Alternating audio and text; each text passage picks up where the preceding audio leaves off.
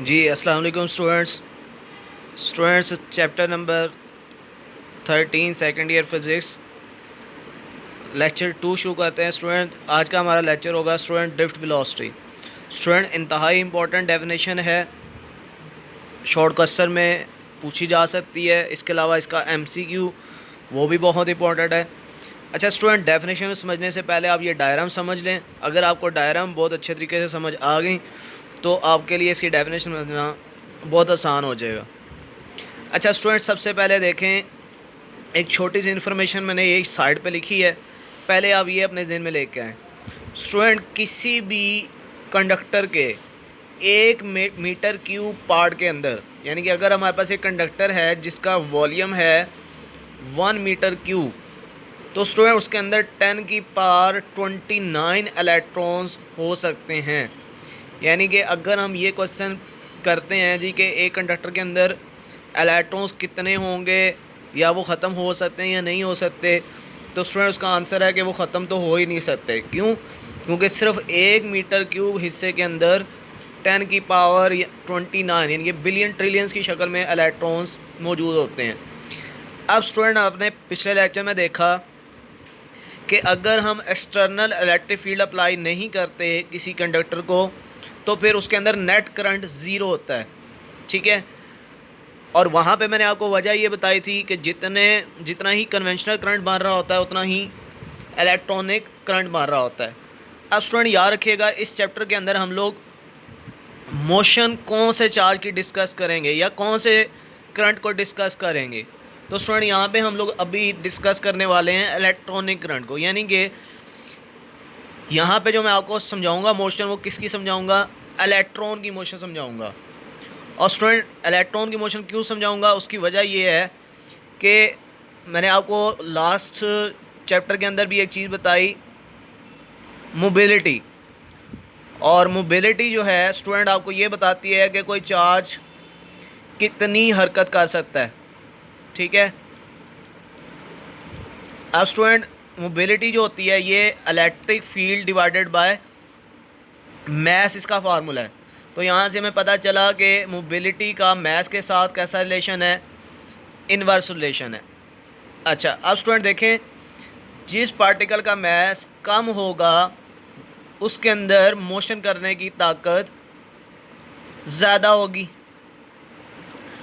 इसलिए स्टूडेंट, जब भी हम पॉजिटिव और नेगेटिव चार्ज में से देखते हैं तो चूँकि नेगेटिव चार्ज यानी कि इलेक्ट्रॉन का मैस पॉजिटिव चार्ज यानी कि प्रोटॉन की निस्बत बहुत ज़्यादा कम है, इसलिए उसकी मोबिलिटी बहुत ज़्यादा है। यानी कि मोशन की जो सलाहियत है, मोशन की जो एबिलिटी है, वो इलेक्ट्रॉन के पास ज़्यादा है। इसलिए हम लोग सर्किट के अंदर इलेक्ट्रॉन को ही डिस्कस ज़्यादातर करते हैं। अब स्टूडेंट, अगर हमने एक्सटर्नल इलेक्ट्रिक फील्ड अप्लाई नहीं किया, in the absence of external electric field, तो स्टूडेंट जो इलेक्ट्रॉन्स थर्मल मोशन कर रहे होते हैं टेम्परेचर की वजह से, उनकी मोशन किस तरह की होती है? तो स्टूडेंट, चूँकि एक कंडक्टर के अंदर बहुत ज़्यादा बिलियन ट्रिलियंस की शक्ल में इलेक्ट्रॉन्स होते हैं, तो आप खुद सोचें कि अगर एक इलेक्ट्रॉन इस तरह कुछ वेलोसिटी के साथ अपवर्ड डायरेक्शन में मूव कर रहा है, तो यहाँ पे पॉसिबिलिटी है कि एक इलेक्ट्रॉन ऐसा भी होगा जो कि उतनी ही वेलोसिटी के साथ नीचे मूव कर रहा होगा। इसी तरह ये इलेक्ट्रॉन नीचे मूव कर रहा है तो ये वाला इलेक्ट्रॉन इसी की ऑपोजिट डायरेक्शन में ऊपर मूव कर रहा है। इस इलेक्ट्रॉन को देखें, ये राइट साइड की तरफ जा रहा है तो ये वाला इलेक्ट्रॉन उसी वेलोसिटी के साथ लेफ़्ट साइड की तरफ आ रहा है। वेलोसिटी तो सबकी सेम होती है क्योंकि सबके पास थर्मल एनर्जी है। ठीक है, और सबकी थर्मल एनर्जी सेम होती है, सबको एक जैसा टेम्परेचर जो है वो सराउंडिंग से मिल रहा होता है। ये इलेक्ट्रॉन नीचे आ रहा है, इसी की ऑपोजिट डायरेक्शन में ये इलेक्ट्रॉन अपवर्ड मूव कर रहेगा। इसी तरह ये इलेक्ट्रॉन अगर इस तरफ जा रहा है तो उसके ऑपोजिट एक और इलेक्ट्रॉन ऑपोजिट डायरेक्शन में मूव करता हुआ नीचे आ रहा है। अब स्टूडेंट, इस सारी बात से हमने ये सीखा कि जब भी किसी कंडक्टर को हम कोई इलेक्ट्रिक फील्ड अप्लाई नहीं करते तो उसके अंदर जो इलेक्ट्रॉन्स होते हैं वो कुछ इस तरह की रैंडम मोशन कर रहे होते हैं कि हर एक इलेक्ट्रॉन जिस डायरेक्शन में भी मूव कर रहा है उसकी ऑपोजिट डायरेक्शन में भी एक इलेक्ट्रॉन मूव करता हुआ नज़र आता है, और उन दोनों की वेलोसिटी भी क्या होती है, सेम। तो ऑटोमेटिकली एक दूसरे की वेलोसिटी को क्या कर देते हैं, कैंसिल। तो ओवरऑल इस सारे कंडक्टर के अंदर जो इलेक्ट्रॉन्स की एवरेज वेलोसिटी है स्टूडेंट्स, वो क्या निकलेगी, वो ज़ीरो निकलेगी। अब अगर वेलोसिटी ज़ीरो है तो इसका मतलब एक्सेलरेशन भी क्या होगा, ज़ीरो। और अगर स्टूडेंट्स चार्जेस एक्सेलेरेट ना कर रहे हों, एक्सेलेरेट का मतलब मोशन नहीं कर रहे हों, तो अगर वो एक्सेलेरेट नहीं कर रहे इसका मतलब यहाँ पे कोई करंट प्रोड्यूस नहीं होगा। तो students without external electric field electrons इस तरह रैंडम मोशन करते हैं कि वो एक दूसरे की मोशन को कैंसिल आउट कर देते हैं, एक दूसरे की वेलोसिटीज़ को कैंसिल आउट कर देते हैं।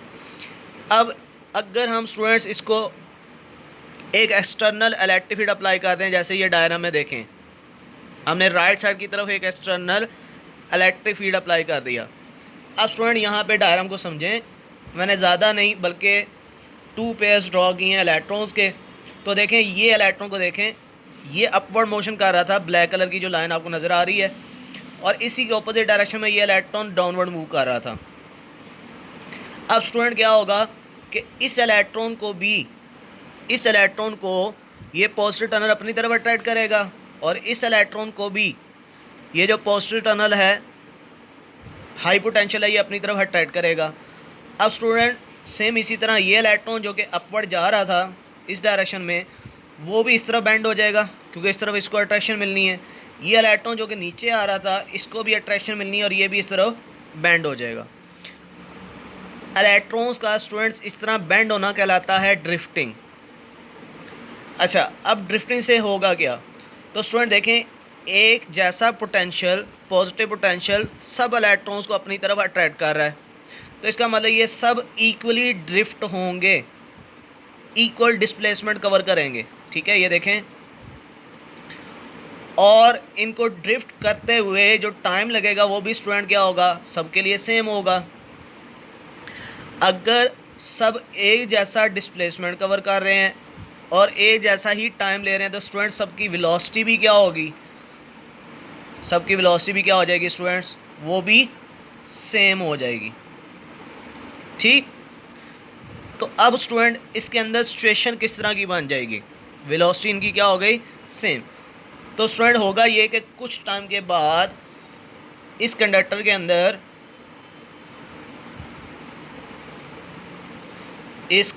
अंदर सब के सब इलेक्ट्रॉन्स ये इस डायरेक्शन में आ जाएंगे। सब इलेक्ट्रॉन जितने भी वहाँ पे मौजूद होंगे सब के सब वो पॉजिटिव टर्मिनल की तरफ मूव करते हुए नज़र आएंगे, और सब की वेलोसिटी भी क्या होगी, सेम। ये भी मैंने आपको बता दिया। तो अब स्टूडेंट देखें, वेलोसिटी की डायरेक्शन, सब की वेलोसिटी की डायरेक्शन क्या हो गई है, सेम। तो अब यहाँ पे इनकी एवरेज वेलोसिटी कुछ ना कुछ मिलेगी, और डेफिनेटली फिर एक्सेलरेशन भी होगा, और ऑटोमेटिकली यहाँ पे करंट भी क्या होगा, इलेक्ट्रॉनिक करंट, वो भी बन रहा होगा। तो स्टूडेंट अब आप डेफिनेशन पढ़ें। सबसे पहले द यूनिफॉर्म वेलोसिटी, ठीक है, यूनिफॉर्म मतलब कांस्टेंट वेलोसिटी। ठीक है, देखें ये वेलोसिटी, जिस वेलोसिटी के साथ ये पॉजिटिव टर्मिनल की तरफ सब आ गए हैं स्टूडेंट, इस वेलोसिटी को ही हम क्या बोलते हैं, इन इलेक्ट्रॉन्स की कौन सी वेलोसिटी, इन इलेक्ट्रॉन्स की ड्रिफ्ट वेलोसिटी। ठीक है, तो स्टूडेंट ये सब की एक जैसी होती है, इसलिए हम इसको क्या बोलते हैं, सबसे पहले डेफिनेशन के अंदर कि ड्रिफ्ट वेलोसिटी कौन सी वेलोसिटी है, यूनिफॉर्म, सब इलेक्ट्रॉन्स की एक कांस्टेंट वेलोसिटी होती है। अटेन्ड बाय इलेक्ट्रॉन्स, जो कि इलेक्ट्रॉन्स हासिल कर लेते हैं किसी भी कंडक्टर के, of a conductor in the opposite direction. और इलेक्ट्रॉन्स किस डायरेक्शन में ये वेलोसिटी हासिल करते हैं, तो स्टूडेंट्स इलेक्ट्रिक फील्ड है राइट साइड की तरफ, ड्रिफ्ट वेलोसिटी है लेफ़्ट साइड की तरफ, तो in the opposite direction to the applied electric field. Students इसकी जो वैल्यू है वो 10⁻³ मीटर पर सेकंड होती है। ठीक है, तो स्टूडेंट ये था आपका ड्रिफ्ट वेलोसिटी का टॉपिक। मैं सारी बात को समराइज एक दफ़ा आपको कर देता हूँ। देखें, अगर एक कंडक्टर पे एक्सटर्नल इलेक्ट्रिक फील्ड नहीं है तो इलेक्ट्रॉन्स कुछ इस तरह रैंडम मोशन कर रहे होंगे कि वो एक दूसरे की मोशन को, वेलोसिटीज़ को कैंसिल आउट करते नज़र आएंगे, जिसकी वजह से चार्जेस एक्सेलेरेट करते नहीं नज़र आएंगे और करंट प्रोड्यूस नहीं होगा। जब आप एक्सटर्नल इलेक्ट्रिक फील्ड अप्लाई कर दोगे, उसकी वजह से सब इलेक्ट्रॉन्स पॉजिटिव टर्नर की तरफ मूव करते हुए नज़र आएंगे और एक जैसी डायरेक्शन की वजह से अब वेलोसिटीज़ ऐड होंगी, वेलोसिटीज़ की एवरेज मिलेगी और उसकी वजह से एक्सेलरेशन भी आएगा और एक्सेलरेशन की वजह से यहाँ पे हम क्या बोल सकते हैं कि वो करंट भी प्रोड्यूस कर रहे होंगे।